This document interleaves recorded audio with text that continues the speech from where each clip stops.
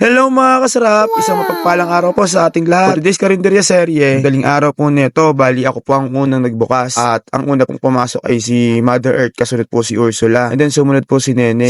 Sa kusina po ay busy na ng mga oras ni si Ursula, si Mother Earth, tsaka si Nene ay nag-iiyaw na. And then biglaan pong may dumating na isang baltayan ng customer. Siguro ay nasa 13 po sila nung umagang yan. Ako lang po mag-isang nandito sa may harapan. Bali wala naman po akong choice kung hindi gawin yung kailangan kong gawin, ang mag-serve. So ang ginawa ko ay pinatigil ko muna si Nene sa pag-ihaw. Sabi ko sa kanya ay alisin niya muna yung mga nakasalang niya at tulungan niya ako siyang magsandok ng kanin. So siyang nagsandok ng kanin at ako ang nagbigay ng mga ulam, and then kumuha si Nene ng sabaw. So ang ginagawa ko pagka ganitong oras ay nakalinis na ako ng istante, nakapagwalis na ako. Okay na lahat ng gawain ko at nagkakape na lang ako. Pero hindi ko din ina-expect yung pagdating ng ganito karaming customer, kaya medyo nahirapan ako kasi merong kumukuha ng kape, merong kumukuha ng sigarilyo. Then ang ginagawa ko, nagre-relax lang ako, nagkakape ko. Ang ginawa kong style ay binilang ko ang mga ulam nila. And then yung kumuha ng sigarilyo at saka yung nagkape para hindi ako malito. Then pagkatapos na hinayaan ko lang sila na kumain. Kumain lang sila na kumain, marami sila nakain kasi nga ay only rice. Ang sabi nila ay uulit pa sila dito sa tanghali. Pero madalas na sila kumakain dito at lagi silang kumakain na nakikita ko. Nagkakataon lang na hindi ako ang nagsaserve. So wala naman akong choice, ako lang mag-isa kaya ako ang nag-serve. So ang kasarap nyo ay hilig sa mga customer para mapagservisyo natin sila dahil umagang-umaga nito. I think wala pang mga 5:30 ng mga oras na to kaya halos ako lang talagang mag-isa. Patulong lang ako kay Nene, and then si Nene ay bumalik sa pag-iihaw. So sila ay umorder na ng mga ulam, kanya-kanya na silang order ng ulam. Hindi ko rin naman malalaman kung ilang ulam ang kinakain ng bawat isa. So ang pinakamadaling diskarte na ginawa ko dito ay tinandaan ko yung bilang ng mga mesa. Kung ilan ang ulam sa mesa, yun ang bilang ng kumain. Ang aming pong menu ay 80 pesos po at 100 pesos po sa isda, like ng tilapia at bangus. And then yung pong fried chicken ay 130. Lahat po yun ay only rice at only soup. So doon po sa 80 pesos po na yun ay mabibilang ko na dahil iba po ang lalagyan ng 80 pesos at saka ng 100 at saka ng 130. And then nagkape na sila at mga nagkwentuhan pa. And then ang ginawa ko po ay nilista ko lahat. Gumawa ko ng listahan at inilagay ko dito sa gilid ng istante sa pinakailalim para alam ko kung ilan ang magbabayad at alam ko kung ilan ang maiiwan. So okay naman, 6 na yung nakapagbayad sa akin nang nakita ko na nailista ko nung mga oras na yon. And then ang ginawa ko habang kumakain sila, pa isa-isa kasi ang bayad nila, nililista ko,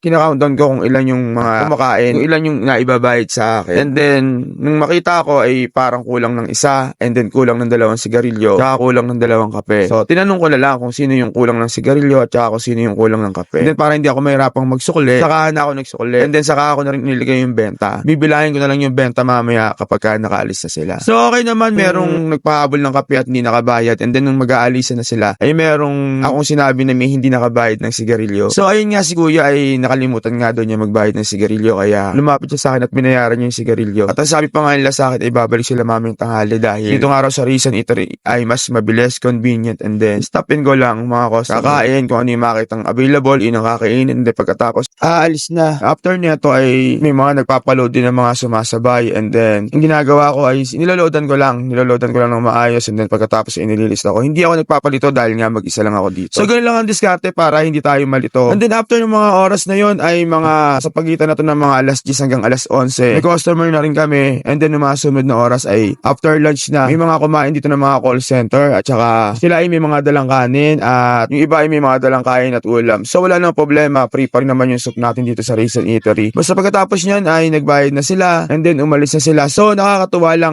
recognize pa rin tayo kahit yung mga call center agent na mga matagal na kumain dito ay nakakabalik sila at nakatatandaan pa rin nila. And then nga pala, meron na rin pala tayong available na sako product. Yun yung hopya, yung hopyang baboy, hopyang munggo, tsaka hopyang ube. Tsaka yung meron tayo dyang cookies, tsaka yung meron tayo dyang biskotso. Available yan dito sa Rizal Eatery. Pumunta lang po kayo sa Rizal Eatery at available ang mga product namin from Cavite, ang product ng sako. So yun lang mga kasarap, maraming po salamat sa patuloy yung pagsuporta sa amin. Ito po ang inyong kasarap, si Ed Hernandez, kasarap nagpapaalala na lahat pwede pero hindi lahat dapat. Bye-bye!